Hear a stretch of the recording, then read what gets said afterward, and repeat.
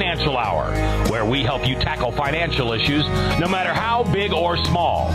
We help people go from being broke and scared to having hope with a plan.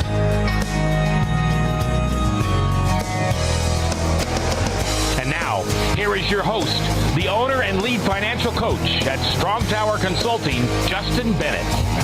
And we are live here at the Webcast One studios. It is the Strong Tower Financial Hour. I am your host, Justin Bennett, and thank you for joining our show where we do help people from being broke and scared, and we give them hope with a plan. If you missed last week's show, you missed an awesome show. We had several different folks on our show explaining how they became completely debt-free. Not just debt-free with the credit cards and the cars, but debt-free with the house, money in the bank, and no real financial worries. And if you missed that, go to our Facebook page at facebook.com/StrongTowerIowa. You don't want to miss it. So if you missed last week's show, go back and take a look.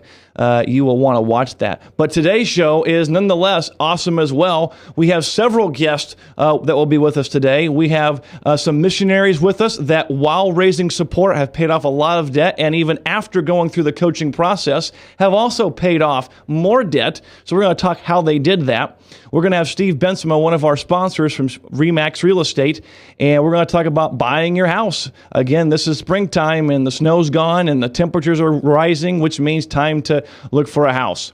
And then also, we're going to bring back one of our first guests from our first show on not only how coaching changed their lives, but check this out. They recently just bought a Lexus for $500. How would you like to own a Lexus for $500?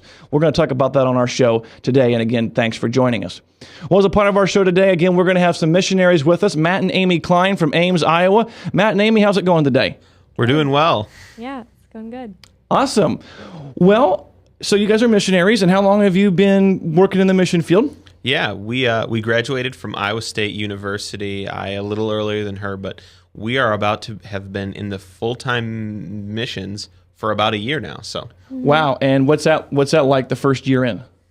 Oh, it's been busy. It's been hectic, but really rewarding, and love being with students and working with them, and yeah, so rewarding to work for the Lord. Yeah. And you guys are part of, well, what I used to call Campers Crusade for Christ, and now it's called Cru, right? Cru, Right. Yep. We work with college students in the greater Iowa region. So we're based primarily in the Des Moines and Ames area, but we work throughout Iowa with students. Mm-hmm. Very good. So walk us through, maybe we'll start with you, Matt. Walk us through when was it when you said, we might need to have someone else help us with our finances here? Yeah. It was after we graduated, and I had been working a different full-time job. And together, she was still a student at that time. We had more than $30,000, maybe $35,000 in student loan debt, and we knew we needed to pay that off. And my parents, they'd went through some financial coaching with someone from Dave Ramsey, and I just knew we needed something like that because what we were doing wasn't working. And what wasn't working, if I may ask? For us, what wasn't working was we just made sure we didn't spend more money than we had, so we weren't really getting anywhere. We weren't going deeper, really, but we weren't going anywhere either. What would you say to that, Amy?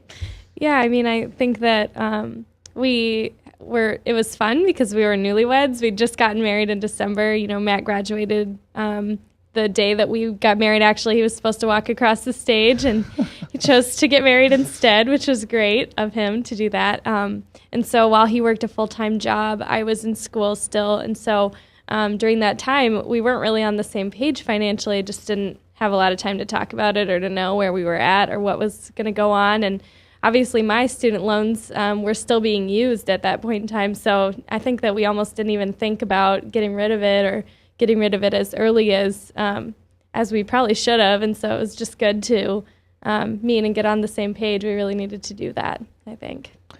So what was it like? You hired me as a financial coach, and were you nervous at first, or were you excited? What went through your mind? I didn't know what to think. I just knew we had to go somewhere. I don't know what Amy thought. I was the one who kind of pushed for it, so she might have more thoughts on that, but I just knew we had to and was going to do what we needed to get done. So we did a great job as a cheerleader because it worked. What about you, Amy? Were you nervous? Were you scared? Or No, I was really excited. I mean, I think that yeah, Matt's been a great leader financially for our marriage and for things like that. And so I was just excited when he said that we could go and we could talk about how we're going to get things done. And I really like talking about things and planning things and getting things figured out and things like that. That's really my personality. And so when we came and met with you, and then we even decided to put a little time in there before our first meeting, I was like, come on, let's just do it. Like this week, let's go, So, yeah, so I was really excited for it. Very cool. So as we went through the coaching process together, how did you see your conversations with Matt change and evolve? Yeah, I think first and foremost, like the budget conversations changed. Like we had talked about them. It's like Matt said, we tried not to spend more money than we had and things like that. So we definitely talked about it, but it's almost like we talked about it with more direction afterwards. We kind of knew what we needed to figure out. You had some questions for us right up top, so we got to talk about what situation we were in, which most of the time I don't even pay attention to that stuff, so I didn't really know where we were at or what was going on, how much we had combined, because we'd been singles for all of our college career almost, and so it was nice to have some direction and know what to talk about, how to talk about it, where to start, even to begin our planning process. You bet. What about you, Matt? How did you notice that it changed? Well, we started talking about them, and one thing I noticed, now we've been married more than a year. All right. After you get married, you do things together, and you take two things that I kind of would just do on my own as a single person. I would have to talk to it. I'd have to talk it through with Amy to be responsible and to be loving in that way. And I wasn't doing that really before. I was just, I thought I had a handle on things, but we definitely weren't always on the same page, and we needed to be. And that's what the monthly talking about the budgets and talking with you about our plan for the future, getting our debt paid off and saving really, really gave and added to us. Awesome. So 90 days in, you guys paid off, I look back, $8,000 in debt, which is awesome in 90 days to do that. How did you guys pay off this debt? Yeah. What's really interesting about that is it wasn't while we were working. We both weren't working a job. To work for Campus Crusade or Cru, we're supported missionaries, right? And it took us time to raise support before we were earning a salary on campus working with students. And that was actually the time when we paid off the debt. So, we just took a really realistic look at our budget and slashed it again and again with you. People are going to come with a budget slasher now. Yeah, hopefully in a good way. And we were able to sell a car and buy a car that was cheaper and probably more realistic for our price range. As well, we cashed in a universal cash life insurance plan. And so those three things, it was amazing. It was just... Yeah. Well, and here's the interesting thing is you guys did this, you sold the car, and the whole thing about term insurance, just a quick for the viewers watching, I'm only a fan of term insurance, not of whole life policies, cash value policies, and if you've got those, I recommend getting term first before getting rid of those. But for Amy, for you, this was a real challenge because your mom is in the financial industry. Yeah, my mom's an insurance agent. She's a really good one, and I think she's a very smart lady and has done a lot of good stuff as far as financially to set up her children, her family, and everything. But when we started meeting with you and started talking about some different things, it became clear that our thoughts were a little different and that, not wrong necessarily, but just a different way of doing things. And as we came to her, she's just always been really great at looking at a plan and seeing that the plan is good, and so as soon as we would come to her and we'd have, this is what we're going to do. This is the step-by-step process that we're going to take to get out of our debt right now and to get Matt life insurance so that so if anything happened, he'd be covered and things like that. And as soon as she started looking at it, she was like, this is good. This looks good. You're paying off a lot of money and that's all good. And then when we asked her about the car was a gift from her to me for graduation, and I was a little nervous about selling it, and she was actually like, oh yeah, I thought of that. So, and we were like, oh, so she was just waiting for us to figure it out, I guess. Well, what I thought was really cool about, I've never met your mom, but what I thought was really cool is, our oldest is 15, so we're almost in that college stage. is she still showed, I'm protecting my kids, but I'm going to let them make decisions. And I remember our conversations, how she was wanting to hear, okay, so why are you saying no? Not just because I've said so, or Justin says so, or Mom said so.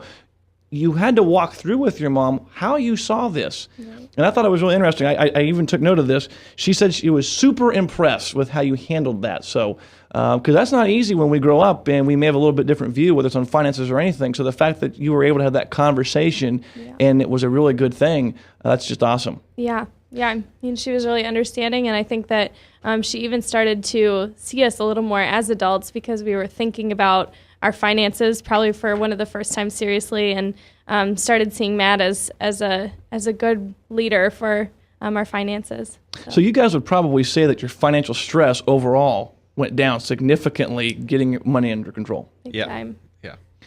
So what would you tell others, whether it's be missionaries or other folks that are wanting to do what you guys have done, what would you tell them, this is what you need to do in order to win with money? Yeah, I mean, obviously where we're at and where we've come and the progress that you've talked about is just as it's come. The attitude I've got now is I can't pay off this debt fast enough. And that's the attitude, just to focus everything on, like, be very focused with your financial goals and only focus on one thing. Mm-hmm. And that currently is the step we're on. That's what we're focusing on is that, paying off debt. And how has that affected you guys in the mission field? I mean, that's got to because if you're trying to serve the Lord and you've got money problems, that's hard to do. How has that been helpful? Right. That has been probably one of the main reasons, one of the other main reasons we wanted to come and talk to you is because obviously we are supported by concerned churches and individuals who value what we're doing. And I want them to know I'm doing everything I can to serve God in ministry and with my money. Because obviously we're just stewards. We're just stewarding it, and we want to make sure we're doing everything we can. But it does help to know that when we get a paycheck, we know where it's going. We know it's enough. Just those kinds of things. We know, we don't have to worry. Oh, what if we lost a supporter? That it's not a fear we have. And so if they want to check out more about you guys, where can they do that? On www.theklignetimes.com, you can check more about our ministry, our lives, and yeah, we'd love to hear from you. And here's a cool thing also, guys. After coaching, they have paid off another $8,000 in student loan debt. So since financial coaching, $16,000 in student loan debt paid off. They're going to be debt-free, I believe, by the end of the year, beginning of next. That is awesome. When we come back, Steve Benson with RE/MAX after this. Leach, owner and general manager of Service Legends. I brought along a couple of the home comfort heroes. Hi, I'm Tammy Wells. I am Nick Wondershad. I'm administrative mmanager I'm the senior technician. from Service Legends. It seems like every good thing, when you feel it to the bone that it's good, there's a lot of hard work put behind it. I don't think that you can fake it and have it turn out good. If we seem like, okay, that's just weird, it's just a furnace, why would you believe so deeply in a furnace? It's not just that, we want to show the world that you can have good service. Yeah, I mean, it's your home. It's built into our daily trainings, it's built into our culture, that we're gonna do whatever it takes to have each client say they love us, period. That's why we spend all the hours in the training that we do. And if we guarantee it's gonna be a good experience for you, or else it's free, what type of work do you think we're gonna do? There is a guarantee. Temperature selection guarantee, fixed right or it's free guarantee, comfort guarantee, best value guarantee. All of these guarantees hold us accountable to ensuring that we exceed your expectations. And if for whatever reason we'd fail and we can't make it right, we guarantee all of those guarantees with a 100% money back guarantee. I mean, if you don't think that your technician can fix it right, are you gonna say that to a client? No. You don't have to worry about having a technician come to your house. We drug test, background check all of our team members. We put safe people in your home. Each and every one of our service techs, 400 hours a year in training. You tell it the minute they walk in the door. They know what they're doing, they've done their homework, and they actually truly care about what you want. Because at the end of the day, you're the person that makes sure I have a job. They're gonna be listening. They're gonna wanna know what your challenges are. Then they're gonna come and give you options, and you get to choose. If I'm there to help and I make it easy and painless, I did my job right that day. Well, when it comes to your comfort, safety, and your family, you don't necessarily go buy the most expensive, but you get the most bang for your buck. Oh, it's worth it, because there's a lot of people that will find a way to get it to work right now and then leave, and then come back, charge you again, and the cycle just repeats itself. So when I'm out there looking at the furnace, I want to find why it failed today. How can we change the part today with something that you're not going to have to worry about? Is it worth changing the part today? I mean, you can put a lot of money into a furnace. I can fix parts all day. There's good job security in that for me, but is it the right thing for you? I get a lot of the phone calls of after the technicians are there. They're just in awe. They're like, wow, you guys are great. I mean, I don't even know what to say. You guys are great. Everything you did was perfect. It was great. Keep going though, I like this. Just give us a try. I'm gonna take all the risk. I've got the time to make this right. I've got the support to make it right. Just check us out. And if you don't see the value in what we do, I mean, fixed right or it's free or 100% money back. enough said.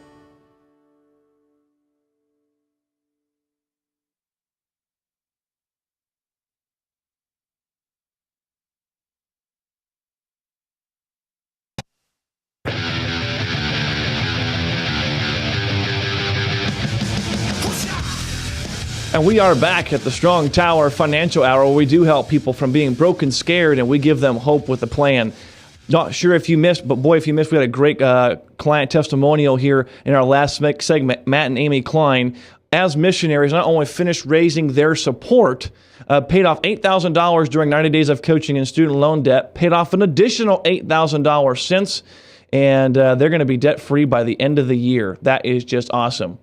Well, I don't know if you've been paying attention, but it is now April, and the weather is getting better. The snow is melting, and it's that time of year to be buying a home or selling a home.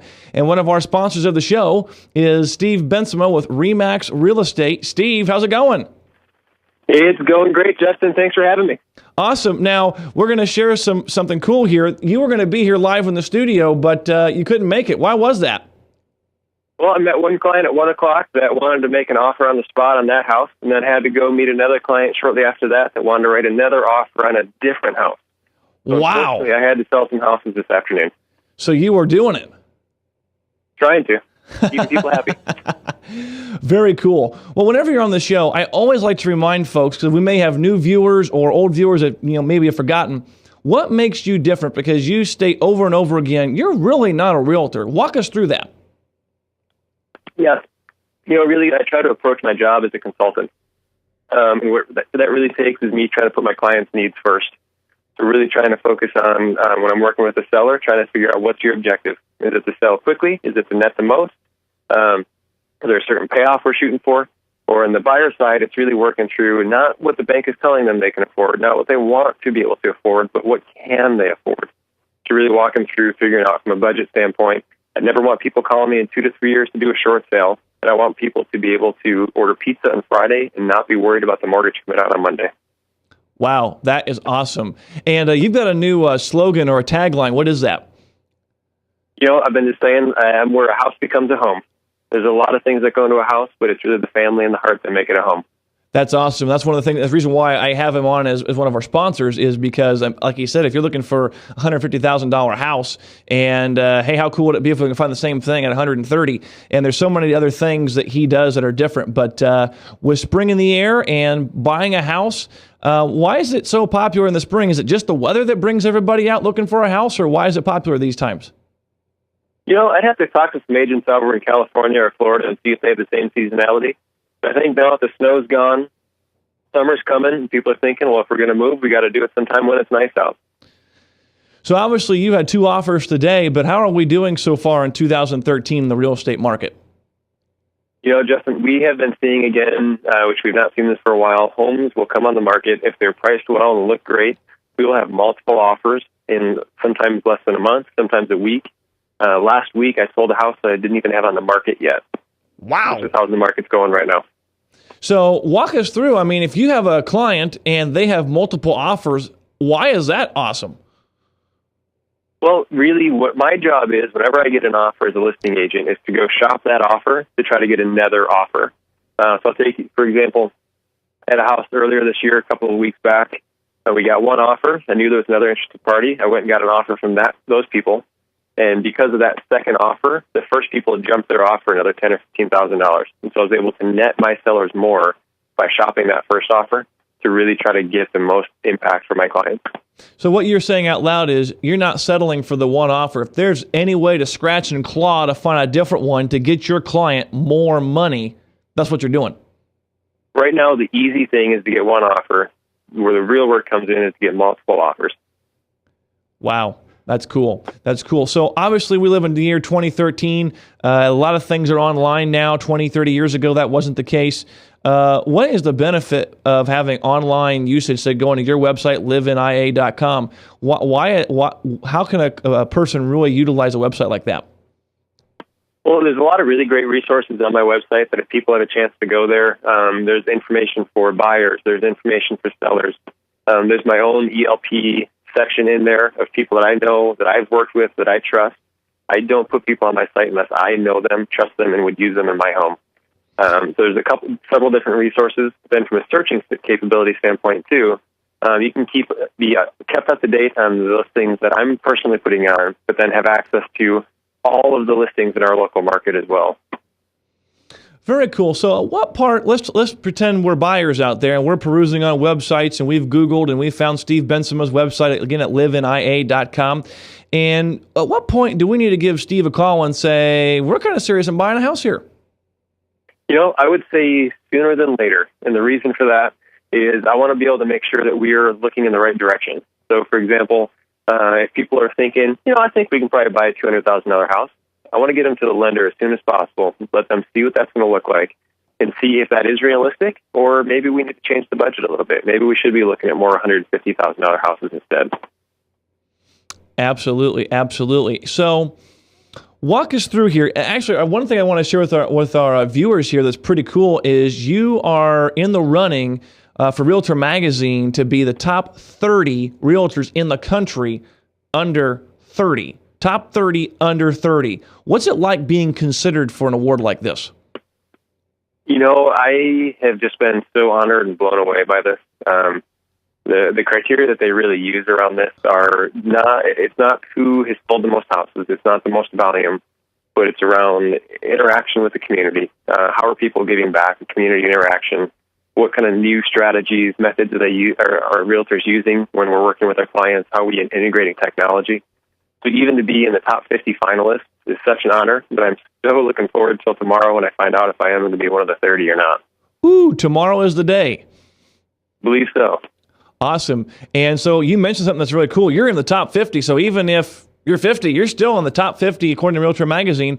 That's just great.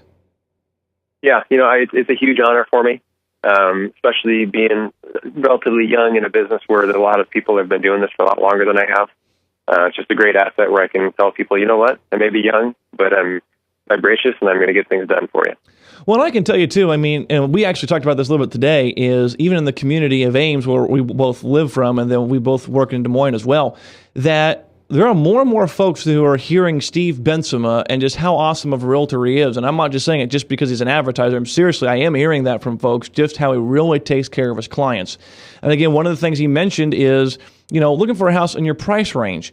And, what's it like? When you saw and you hear in the real estate world, a lot of times, I'm looking for a home at 150 and they want to jack it up. Well, let's see what's out there in the 170, 175 range. What does that do for someone when, no, I wanted 150 and you're cranking me up? What does that do?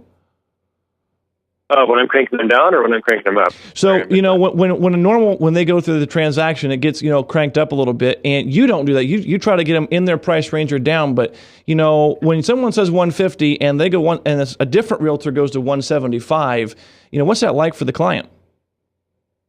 I've had some clients be kind of taken aback, be confused a little bit I think, unfortunately, there's some people in this industry that have taken advantage of people in the past. But when I am talking with people and talking them through what they can really afford and what that really looks like, I think it really just builds a level of trust and accountability in them. Very cool. Now, one of the things you mentioned, if someone's going to be selling a home, and right now is a great time to be selling a home in real estate, is to have it show ready. Walk us through what show ready means, and what are some things people can do to begin the process of getting their house ready for sale?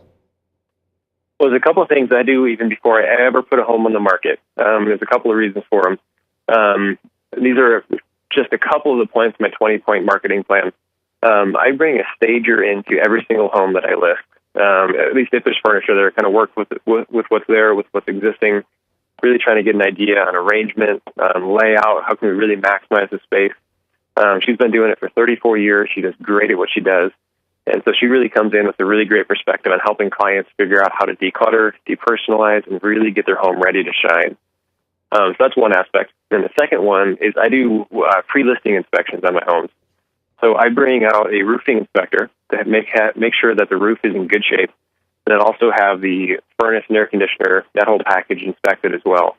And now the reason for that is inspections that come up after the fact. So I always recommend buyers do a home inspection, whether they're working with me or not. So the two biggest things that are budget busters for my sellers are roofs and furnaces. And so I would rather get those things inspected beforehand, before we even put it on the market, so we really know what we're looking for. Wow, that's really cool. So on the buyer side, right away, we're saying, hey, can we get pre-approved to get rid of that potential obligation? But then on the flip side, on the seller side, we're going, here are the common things that cause sales to either fall through or become more stressful even if they go through. And what you have said as a realtor is, I'm going to tackle those right up front for you, the client, so we can make this as streamlined as possible and as stress-free as possible. Absolutely. And I cover the cost of those things just as part of my marketing. Wow. So you're covering the cost of a house inspection, of the stager, and of the inspector for the heating and AC. Well, roof inspection and furnace inspection. Gotcha. And so when you tell that to a client, again, like you said earlier, are they just taken aback from that? Yeah, it's one thing that I just really try to add value. I know there's been research done and how 15% are always going to buy on the highest, 15% are always going to buy the lowest. And then there's that middle section that wants to buy on value. So what I do with my clients is I show how I provide the best value to them as a consumer.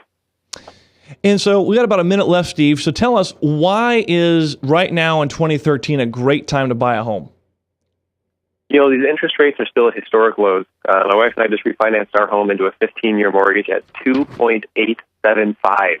Whoa! Did you hear that? 2.875. That is crazy low. Wow. And so interest rates are still low. The biggest issue right now is a lack of inventory. Interest rates are great, and that is only going to go up from here. Very cool. Now, Steve, if someone wants to get a hold of you to buy a home or sell a home, what's the best way to get a hold of you?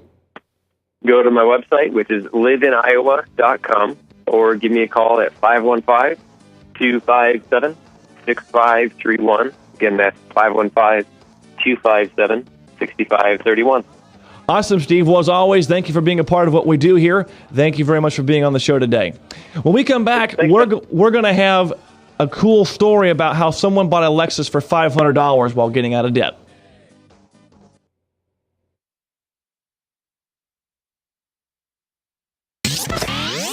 From the RE/MAX Real Estate Concept Studios, this is Webcast One Live.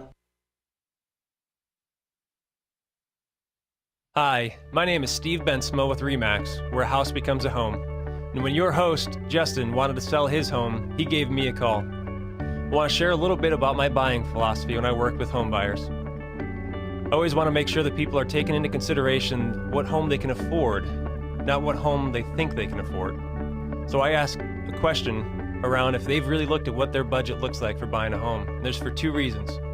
One, I do not want my clients calling me in 2 to 3 years to do a short sale. I want people to be able to order pizza on Friday night and not be worried about the mortgage on Monday.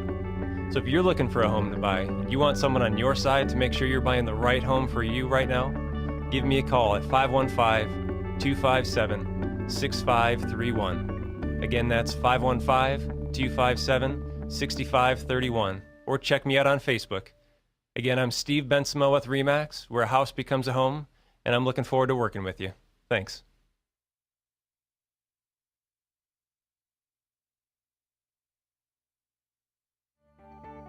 At Conroy Insurance Services, LLC, we help families and business owners protect their most valuable assets.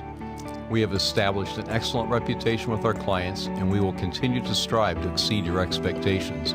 Our talented team of insurance professionals are always available to assist you, and that is why we are independent, trusted, and preferred. Hi, I'm Bob Conroy. Contact me for all of your personal and business insurance needs at conroyllc.com.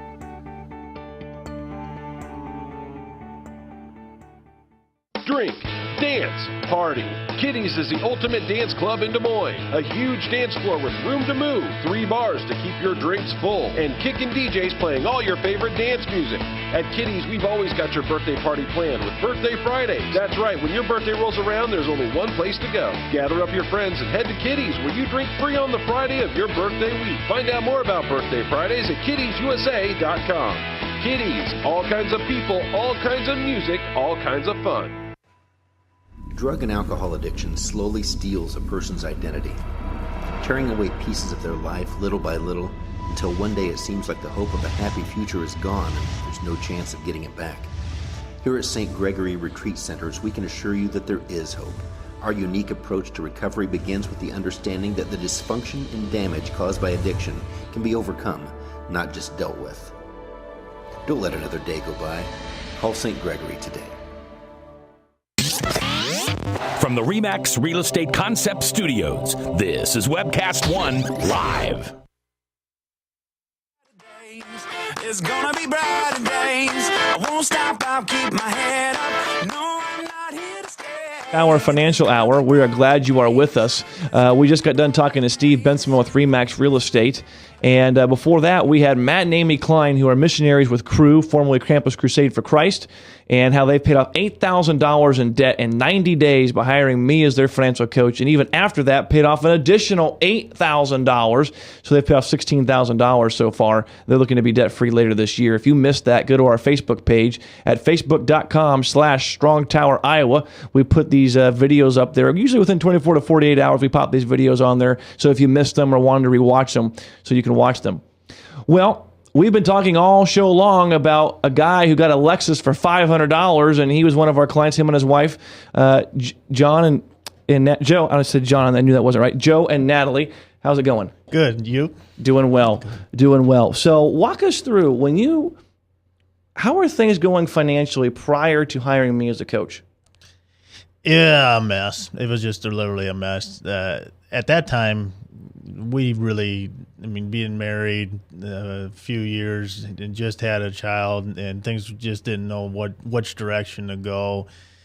No budget, just barely hanging on, and so good thing we found you.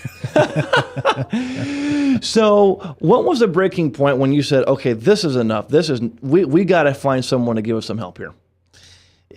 It was what as a father, you're watching your son grow up, and you're sitting there thinking, what's he going to have in 10 years or 12 years? You start thinking about the college and the education, but really what it meant was we're it doesn't matter what we buy, we don't have any comfort or contentment, and that's probably what really pushes over the edge. Even though we had nice new things, it just wasn't showing anything. So you had the nice house, the nice car, and you're going, this is not what I signed up for. Absolutely. It's one of them feelings where you thought maybe you're doing the right thing, you look good in front of everybody else, but inside there was nothing left. So you guys came to me and said, yes, well, let's sign up for this 90-day coaching program. Were you scared, nervous, just jacked, let's get doing this? How was it? I think everybody's going to be a little bit suspicious of, is this really going to work? But when you sit down and you talk to you and you hear other stories and the excitement and also the spiritual things of what you don't really put them together, and you think about it, you're just like, well, there's nothing. All we have to do is to try. If we don't try, then it's not even worth it. But at least we can try. So that's the suspicious kind of slowly left itself as the more you tried. So what was it like for you and Natalie prior to getting your money? Were you guys getting along about money? Were you not getting along? How was that going? It was one of them where, I kind of paid the bills and the wife just kind of says, well, just let them, whatever it is, because her frustration was kind of above and beyond. But more so the fact that if just fighting about money all the time of this is where it's going and this is what we don't have, or this is what you do have. And for my wife and I, we really never saw eye to eye as fact of what we really do need or what's more of a pleasure buy. And since going through the steps, that really brought us both together because we could sit there and we could talk about it one-on-one without an argument. How was it going through the first month, doing a budget for the first time, not fighting about money for the first time? Walk us through that first month going through this process. It's scary because when you go from a no budget lifestyle to a budget lifestyle and you put it on paper and you say, okay, this is what I'm going to do and we're going to do this, and when something comes up, because like you said, no matter what, there's going to be an emergency, and you're thinking if we go over, then there's no other way we can do it, and it really makes you scared because before there was no budget. So if something did come up, you're like, well, I'll kind of postpone this bill to here, and then we'll come back and take care of this emergency. So it was really scary. And so at the end of the first month, was it as scary as it felt? Or was it, oh, that wasn't as bad as I thought it was going to be? Yeah, I mean, it wasn't as bad as we thought it was going to be. Plus, we're getting the excitement of really thinking about, hey, what if we continue this in the debt-free? And we did, once we put the budget in place and we followed the steps, we actually saw a relief saying, well, we have it here. Before we had no budget, so we just spent whatever. And now that we have it here, we know it's here. And so it kind of gives you the enthusiasm to keep going. And so once you get that initial excitement, then it's like, okay, that light at the end of the tunnel, there is hope that, yes, we can do this. Absolutely. And that's exactly how it felt, too. Cool. So you guys had to make a pretty big decision. That's probably a tough decision. What was that decision you made that kind of jumpstart this besides doing a budget and hiring a coach? It was the new car. Uh-oh, the new car. What did you have? What did you have for the car? We had a 2009 Toyota Highlander, and we bought it brand new. Owned it 3 years. $621 a month car payment, but by golly, it was new. It was new, and I don't care. Absolutely. But that was the biggest and the hardest thing, not only for ourselves, but socially as well. So what was that like watching this brand new car, new owners, not you in there, and you're watching it drive away? Were you going, what did I just do? Or were you going, this is awesome? Well, it was actually pretty funny because and this is bad that we thought this, but we're like, we're getting rid of this debt. And the people that are buying this are going into debt. But we were getting out of debt, and so we were actually really excited. At first, you have to make a commitment, and once you make that commitment, you're willing to be committed on that. You're just like, hey, this is what we have to do, and let it go. So we were actually, I can't say totally excited because we were a little bit down a little bit because we were like, hey, we've never been without a new car. That was supposedly reliable for everything else, but in the background, we're like, hey, we're going to be all right. So what car did you get at the time? At that time, we bought a 2000 Oldsmobile Intrigue at that time. Very good. So 2000 Oldsmobile Intrigue. And how much did you pay for it? $900. $900. Mm-hmm. And so obviously, as you know, going to point A, point B, and Oldsmobiles, they're reliable transportation. But I called you over the weekend, and I said, hey, how's that beater car treating you? And you go, oh, do I have a story for you? This is where the Lexus comes in. Share us the Lexus story. Well, I don't usually get very surprised or really good luck like this, but it was just one of them acquaintances that I came across, and she was like, this thing is just a piece for my husband's car is just a piece, and I was like, what's wrong with it? Oh, everything is wrong with it, just everything. I thought, I have a 2000 Oldsmobile that. I mean, it clunks on every bump you go over, but it gets me everywhere. And I put a lot of miles on that thing for cheap. But talking with her, she's just like, it needs everything, and it's just not worth it. And I thought, well, geez, what is it? What kind of car is this? And she goes, it's a Lexus. I'm like, a Lexus? Well, what year? She's like, 1999. And I said, well, geez, you know how many miles are on it? And she goes, nah, there's got to be 200,000. I just thought, well, why don't you go home and text me how many miles are on it? And so later on, she texts me, and there's only $161,000 on it. And I says, well, what do you want for it? She goes, I'll be happy if I got $500 for it. And I said, I'll come and look at it. So I went and looked at it, and I thought, holy cow, this thing is just, for what I've been coming driving, it was, a Lexus. So all Lexuses come nice with leather and heated seats, 6 CD changer and all that, and it all worked just fine. So I thought that, there's, my advantage, and would take advantage of it and clean it up and drive it. And the cool thing is it didn't even have 200,000 miles on it. No. 161,000, and it ran really good. For $500, you got a Lexus, and as you just said, leather seat. And there's a picture of it on the screen. You got you got leather seats, a CD changer, heated seats, and you got the big L on the steering wheel for $500. $500. So what did you do with the Oldsmobile? I sold it. I sold it for what was it, $1,000. Got out of the Lexus. I bought it for $900, sold for $1,000. So you made money. I made a little money. Very, very cool. So now you're driving a Lexus and you're working away. What's it been like after coaching?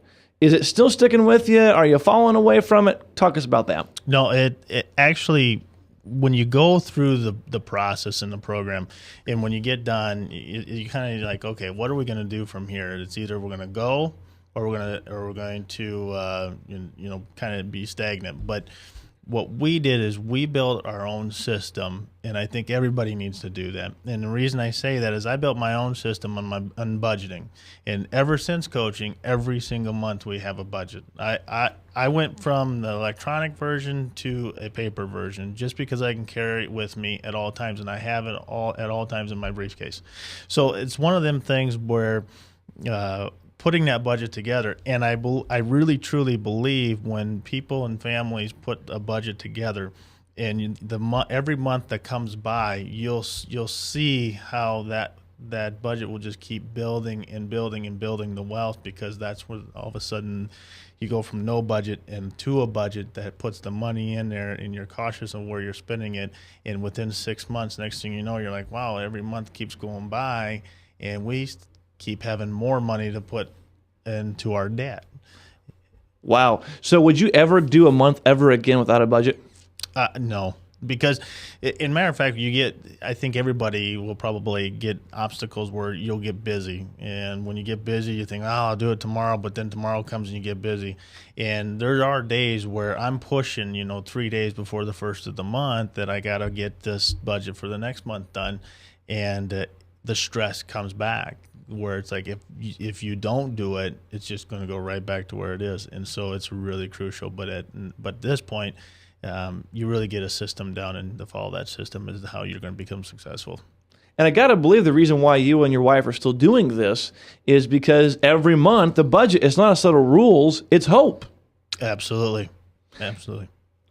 So have you been paying off debt still? So every month you're still paying off some debt, right? Yeah, absolutely. And like you and I were talking just a little bit before, you said, well, John, that's $30,000. Well, I keep on in my head, I keep saying it's $17,000 because that's how much we have left. So yes, we've paid off another $5,200 since December. Wow. And when you're going through this, you kind of have to come back and get back on the rhythm of what you kind of left off, and then go back to the debt snowball, and that's currently what we're working on. Well, you guys did awesome, paying $25,000 off in debt while with coaching, $5,000 after coaching, and we're just getting the year started. And as you said, you're only $17,000 away from being debt-free. How awesome that's going to be awesome. Thanks for being on the show today. When we come back, we're going to talk about credit cards. Is it good to have one or not? When we come back. From the RE/MAX Real Estate Concept Studios, this is Webcast One Live.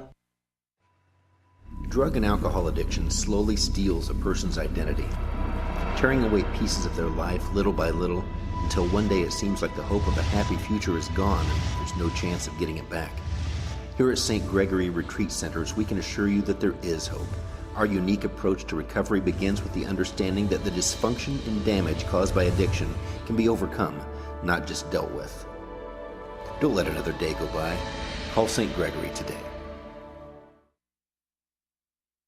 My name is Justin Bennett with Strong Tower Consulting, where we passionately coach individuals, families, and businesses to make better financial decisions that help create success and eliminate financial stress. I offer a free 30-minute consultation where we find out where your situation is. I explain how I do my coaching services. Then it's up to you whether you want to continue. The Bible has, depending on who you believe, 800 to 2,000 scriptures that talk about money alone. So it's a pretty important subject in God's eyes. That's one of the things that I enjoy doing, is help them see God's ways of handling money. You know, it's interesting. Most people that I ask, what would it be like to be debt-free? The common response is, I don't know. I don't think it's possible. But in 90 days, most of my clients go from, I don't think it's possible, to, I'm excited. In 2 years or less, I will be debt-free. There's no tricks, no gimmicks, nothing being sold here. It's just learning how to do money well. This is Strong Tower Financial Hour, where we help people go from being broke and scared to having hope with a plan.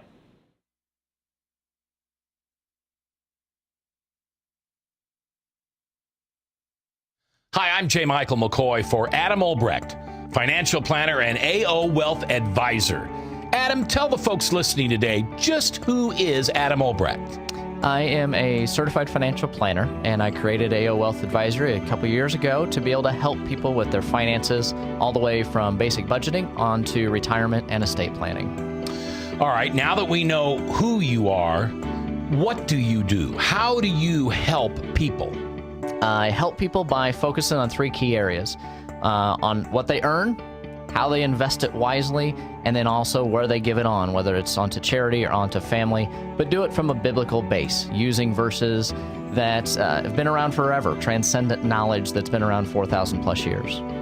Call Adam Albrecht, a financial planner with AO Wealth Advisory. Give us your number, Adam. Yeah, 515-224-7849. Advisory services offered through Investment Advisors Corp., an SEC-registered investment advisor. Securities offered through Broker Dealer Financial Services Corp., members FINRA and SIPC.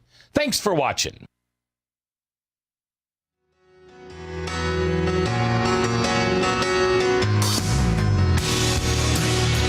And we are back here at the Strong Tower Financial Hour. Thank you again for joining us, where we do help people from being broke and scared to having hope with a plan. What a great show we've had so far. If you've missed this, go to our website. We'll have this up in about 24 to 48 hours. This is a great show where our Facebook page is facebook.com/StrongTowerIowa. And on there, we'll post a YouTube video of this show. So today, on today's show, we had just talked to someone who not only paid off $25,000 while going through my coaching program, they have paid off $5,000 since. And one of the cars they just recently purchased was a 1999 Lexus for $500. Wow. We also had Steve Bensema on with RE/MAX Real Estate talking about now being a great time to buy your next home. And we had some missionaries on, Matt and Amy Klein, who also were clients who've paid off $8,000 in student loan debt in 90 days of coaching and have paid $8,000 off since then, and they're on their way of being debt-free this year. Well, to wrap up our show today, I thought it'd be fun to read you a blog here, and I've got it here. I'm going to read it. A blog actually that I wrote last week, and actually a lot of you have made comments on it, and it's about whether or not having a credit card is needed. And actually, that's more specific than that, and it's called Thanks But No Thanks. So I'm going to read this blog because, again, it's gotten some attention, and your feedback's always welcome. If you ever want to reply to this, just go to strongtowerconsulting.com under Justin's Jabber or Justin's blog, and you'll see it entitled Thanks But No Thanks. And it reads this way. Shouldn't it appall us when someone offers us a chance to be indebted to them, as if it's a good thing?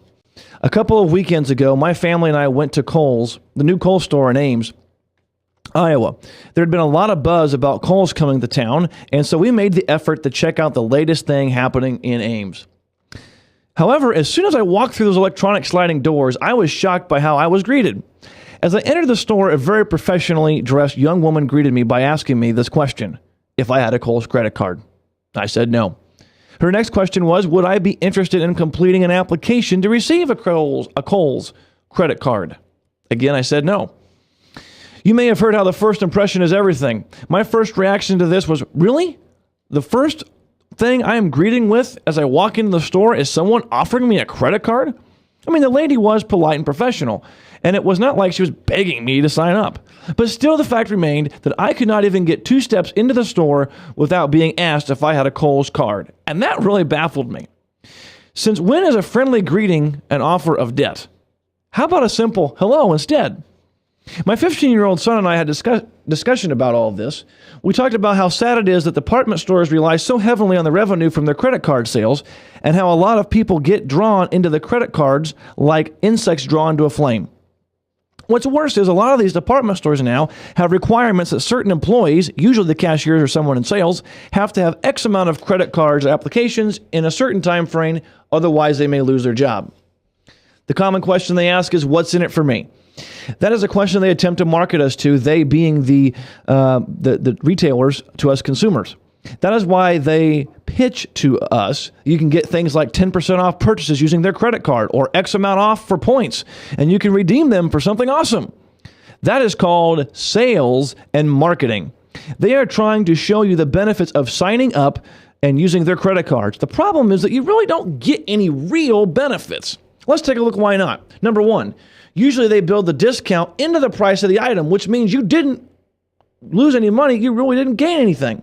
Second, it has been proven when you spend with plastic instead of cash, you will spend an average of 12 to 18% more. And the department stores know this about you. And lastly, if you're really interested in saving money, you can purchase most retail items on eBay, Craigslist, consignment stores, etc.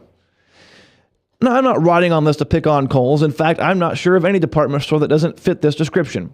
The bottom line is that businesses are focused more than ever to try to get you to buy their product and to use their credit cards in the process. Remember, at the end of the day, this benefits them, not you, the consumer. If you're still not convinced, then ask yourself this question: what kind of friendship would we have if I begged you to borrow money from me every time I went to your house? Think about that. How would our friendship be if you and I were friends and I was at your house, and every time I came over, the first thing you said was, you want to borrow money from me? That'd be different, wouldn't it? But you go to all these retailers, Kohl's, JCPenney's, doesn't matter. You just pick the store, Gap. I mean, you get in the store, and if they don't ask you while you're in the store, when you go to the line, Best Buy, Lowe's, Home Depot, all of them, I mean, as I think them through, I don't know one, you go in there, and as you go to pay for whatever you buy, well, you need that Kohl's card or that Lowe's card, you'll get 10% off. And you just, wow, you're missing out. You're not somebody without this card. And so I wrote about this. And the question I asked for you who go visit my blog, and again, thank you, the question was this: do you believe you are saving money by getting the discounts and the points awarded to you by the department store credit cards? Are you winning? Are you really saving money when you get these cards? Let's read some of your responses. First one is from Marianne, and she says, I agree. I had the exact same thought. Not only are credit cards bad in general, but the retail stores have a very high interest rate. A lot of folks, when they get in the retail cards, they'll get 18 to 24% that fast with those credit cards. Elizabeth writes, I'm still one of those weirdos who pays my card off every month. So yes, I have a Kohl's card because I shop there frequently and get some seriously good coupons. I have never paid them any interest or any late charges. I also just managed to get 2 free plane tickets with my MasterCard, which I once again pay off every month. I think you can get some great discounts if you pay everything in full monthly. However, if you can't be disciplined to pay it off every month, and then in parentheses, which I think describes most people, stay far away. John writes, I never will own a credit card. Do I have a debit card? Yes. But with the credit cards, I have seen so many people go into debt and file for bankruptcy. I have made an oath to myself that I will never have one, and I am keeping the oath. When I receive applications in the mail, they get torn up, thrown away without being opened. Why is it that all stores must insist on their customers having store credit cards? Steve Benson, who was on our show earlier, wrote, I remember Dave, referring to Dave Ramsey, mentioned one time that the amount of Sears makes off their credit department versus their retail sales, and Sears effectively is a credit card company with a bunch of stuff out front. Thanks for sharing, Justin. Another Justin, not me, said this in response to an earlier post: perks are great. I agree, there are definitely some great deals you can take advantage of with proper use of a credit card. The whole problem is that people forget to factor in risk associated with credit cards. Paying your balance off every month is great, but I can guarantee there will be some months where that money designated for your credit card is going to go somewhere else, to things like small car repairs, unexpected family events, a forgotten birthday, etc. Then when you are stuck with a balance, you have to wait until the next payday to pay it off.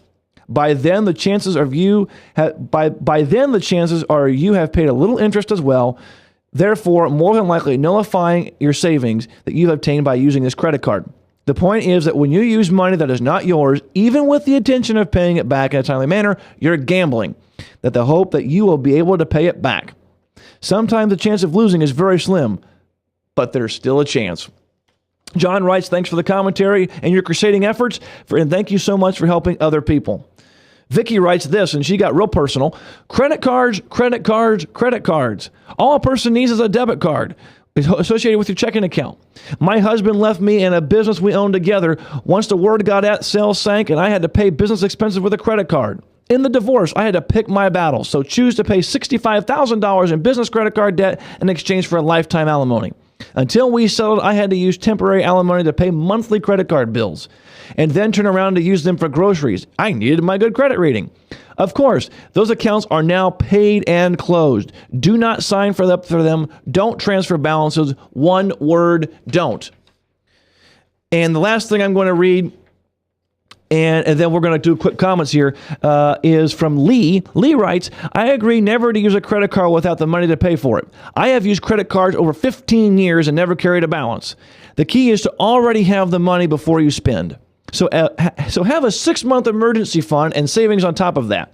Use the savings over the emergency fund for the credit card payments. That way, if an emergency comes up, use the emergency fund instead of the money you have set aside. Skipping down here, it says, so buying gas and credit cards give me gift cards for the Gap, for clothes for my kids. I only buy things for items on sale. And lastly says, after 15 years of doing this, I've gotten $10,000 in gift cards by credit cards. Those are 9 different people who responded to this little blog, and 7 of the 9 said, credit cards, yuck, yuck, yuck. 2 of them said, only if you have discipline, use credit cards. So what's the answer? Are credit cards safe? Should I use them for purchases? What does Justin think about them? Don't use them. Don't have them. Cut them up. Shred them. Close the accounts. You don't need them. Yes, you heard that there were 2 people.